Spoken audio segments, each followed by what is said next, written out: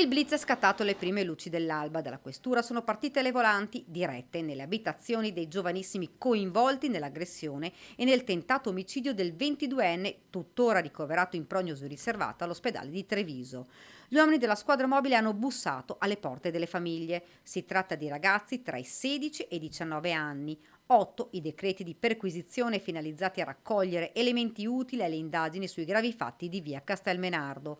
Perquisizioni che avrebbero consentito di rafforzare gli elementi già raccolti dagli inquirenti durante le indagini, oltre ad avvalorare ulteriori indizi a carico dei minorenni coinvolti nell'aggressione. È passata una settimana dalla rissa in via Castelmenardo, 10 ad oggi i giovani, per metà minori, indagati per reati che vanno dal tentato omicidio alla rapina. Un tema, quello delle baby gang e della violenza giovanile in città, che infiamma da giorni anche la politica.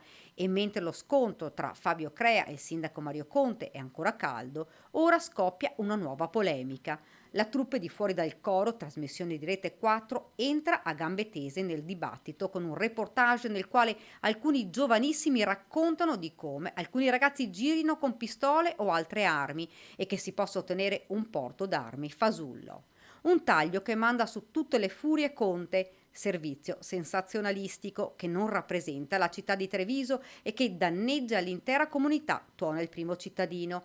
È mia intenzione sottoporlo alle autorità competenti per effettuare tutte le verifiche del caso sui contenuti e sulle dichiarazioni. Insomma, c'è aria di denunce che a quanto pare non spaventano il titolare della trasmissione che con un post contrattacca. Dunque a Treviso un ragazzo va in coma per una rissa, andiamo a fare un servizio e assistiamo in diretta ad un'altra rissa con sangue e feriti ed il problema è il servizio e non la sicurezza in città? Caro sindaco, la credevo più serio, invece è diventato un politico della peggior specie.